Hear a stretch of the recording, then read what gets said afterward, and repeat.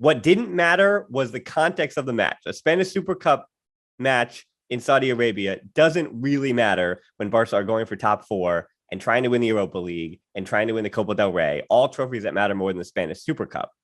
However, this wound up, I think, being, because it's El Clasico, the El Clasico portion of it pushed this match's relevance to a place where you say, hey, this might be step one, truly step one of the Xavi program, because we saw so many of the players that he has not had at his disposal.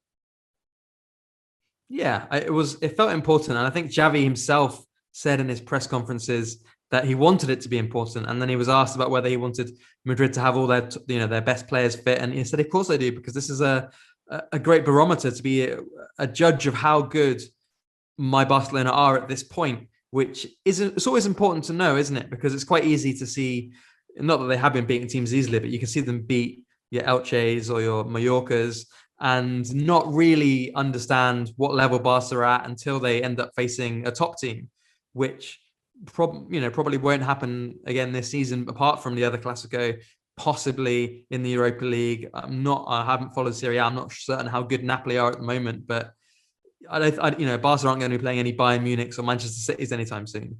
So we might not fully know whether Barca are, in inverted commas, back yet. But absolutely, this was a good test against Real Madrid. And to me, they showed they can compete. As Xavi said after the game, we can compete. We got rid of all those complexes that we had after the first 20, 25 minutes. And he said they dominated in the second half. And I wouldn't quite go that far, but I think it was a good performance.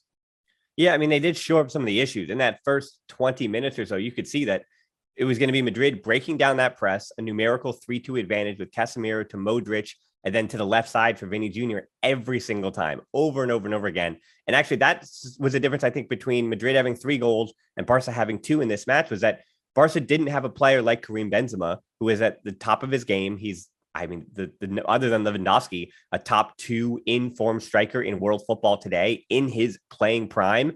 I mean, he's got 23 goals in 26 games for Real Madrid. And I mean, I hate him with so many fibers of my being. Obviously, I mean, the French football scandal from quite a few years ago. After that, I mean, that was when he wasn't in a Los Blancos shirt. And I said, I'm never going to like this guy. And then he puts on the white shirt. I mean, that doesn't help, obviously. And so, yeah, I mean, Benzema, not my favorite guy, but I mean, you have to recognize the form he's in and just how good he is. And then Vinny Jr. in the same way, where imagine Vinny Jr. is the player who has this season, the consistency, has made the linear growth that we would hope that Dembele was on the field for doing, but Dembele hasn't really truly been on the field that long this season. Even he still only played 50% of matches or less. And then obviously Ansu coming back. And I think this is kind of the place to begin our Ansu Fati segment, because I think for Real Madrid, I mean, they might come out of this match saying, hey, if Benzema and Vinny Jr. were not the 2 best, we'll say players, in quotes there, but the 2 most in form and hot forwards in this game, then Barcelona potentially, who are not as good as we are on paper, at least, or we think they are, get a result against us. And the rest of it, I think, was a complete wash. The one difference being Vinny and Benzema, and then Ansu coming back after another layoff kind of reminded you that, hey, I mean, he can change a match too. And all he might need is a few games to really get up to form and kind of figure himself back out as a 10. But yeah, what did you see from Ansu in this one? From Ansu, I don't know his overall performance in the second half. Obviously, when he came on, wasn't, for me, a great performance by any means. But that's normal because he has just come back from a couple of months off. And really, to be totally honest, more or less a year off. He came back for a little run of 8 games, I think it was. And in that 8 games, he scored 4 goals. So obviously, he doesn't need much time to hit the heights that he can hit. But as I said earlier today to my colleague of mine, I don't think that Ansu Fati we really understand yet as a player, because he's simply not had that long playing full matches without getting injured. We need to see him for a good run of time playing football, and then we'll fully understand him, because we don't know whether his best position is going to be on the left side coming inside, or potentially as a false 9, because obviously he's so lethal in the box. And imagine how good it would have been if he scored that overhead kick towards the end of the game, which, I mean, that would have won Barcelona the game. And that's the fine margins you have in Clásicos and in all kind of high pressure matches like this. I think you're right what you say about Vinicius and Benzema, in the sense that they both have been in spectacular form, but it's a bit like you look at how many Clásicos did Lionel Messi make the difference in? a huge amount of Clásicos. If it hadn't been for Vinicius and Benzema in this one, Barca might have won. Yeah, very much so. Also, over the last decade, you could say that about Lionel Messi, but the other way. And of Barca have not so much recently, obviously now 5 Clásico defeats in 5, but they had dominated Madrid, especially at the Santiago Bernabeu for a huge part of the last sort of 10, 15 years. And Messi was a huge part of that. So I think as good as Vinicius and Benzema are, that they are part of Real Madrid's team, and you have to give them credit for that, for getting them into good form, like Ancelotti has done with Vinicius especially. He's done whatever he did to Dominic Calvert-Lewin at Everton. He's done the same for Vinicius. Suddenly turned him into a goal machine, except on a bigger scale, because obviously Vinicius is a player that has a probably a much higher ceiling than Dominic Calvert-Lewin. Of course, it'd be nice for that to be happen to Dembele too. I just don't know where we go with Dembele from here. I mean, it looks like all roads are pointing to the exit. But Xavi gave him 120 minutes yesterday. And Xavi doesn't do that if he doesn't think that Dembele is committed. Because he brought on Eze Abde and then he took off Eze Abde for Jukla late in extra time. So he clearly wanted to have Dembele on the pitch. He clearly thought Dembele was connected. And he didn't play badly, Dembele, and in fact set up that first goal for Luc de Jong. Although I don't know if he'll get an assist for that because it came off Militao first, but it was Dembele's cross. It's just it's a puzzle. And the thing that Ansu stands out for me as a player that Barca need him on the pitch for is his just that ability to score goals that Dembele doesn't have. I'm not saying Dembele is not a goal scorer or he's bad at shooting or anything like that, although he has taken a few wayward efforts in the last few games, very sort of low percentage shots from outside the box. I think maybe he can make better decisions with. But there's just something about Ansu. I'm sure I've said this before. I don't know if people have heard me say it or not, but he's got the Midas touch, Ansu. Everything he touches turns to goals. It's mad. Well, I actually was going back and forth on Twitter with Musa Kangwa about this, and that you're a writer, and I talk so much about Barcelona, and again, he's going to be number 10 shirt. He's going to get comparisons to Messi.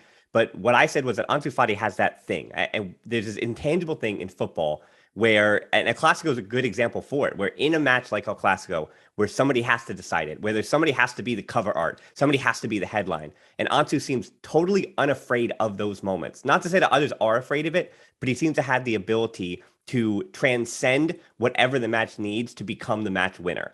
And that is something, again, it's intangible. It's something that we can't really describe. And in the same way that Messi, there are no words to describe him at a certain point. I don't think we can ever understand the words that are needed for the player that can do that thing, that can get the goal and be the guy when the team needs a goal and they need a guy to be the guy. And I know he's very young. And I think there's a difference between putting the pressure of a long season on him and saying that he is we're going to expect him to score 25 goals in the second half of the season, or 15 goals or whatever. That's not what we're saying. There are going to be games, as you mentioned. Ansu yesterday still looked like he was just getting his fitness back, just coming back. He didn't score the bicycle kick almost at the death of extra time. But the goal that sent the game to extra time, to even send it to extra time with that header, just as a reminder that Ansu is going to be in the right spots and he's going to finish the goals. He's the most clinical player that Barcelona have in front of net. And I mean, I don't think I'm over exaggerating it, that because he's still so young,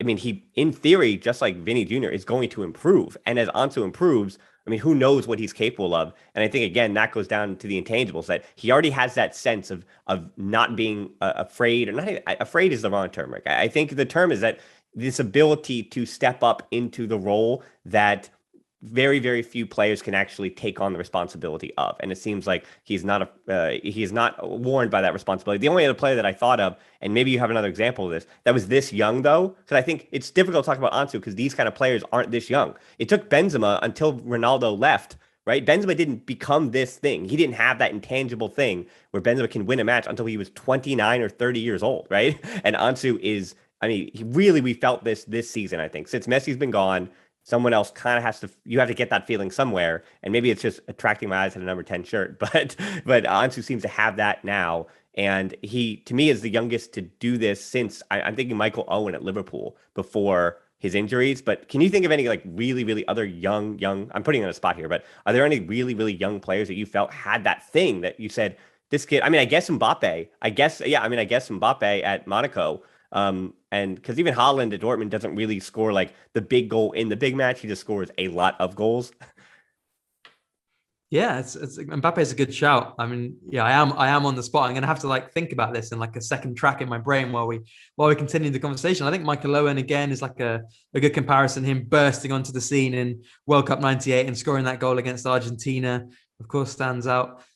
It is remarkable what Ansu has, and you're absolutely right when you say it's intangible. It's like this innate ability to be the guy at the right moment, and it's not the same thing necessarily as just being a big game player. Because I'm a Chelsea fan. I love Didier Drogba. He was a player that always in the big game stood Yeah, up that's and him. performed. Yep. But it's not really the same thing. It's just because with Drogba you could see it coming. You could understand him in the game. You saw what was happening and everything. Whereas these players like Ansu, who just appear out of nothing, out of nowhere. Like that cross came in from Jordi Alba. Nobody was thinking, oh, Ansu Fati might get his head on this.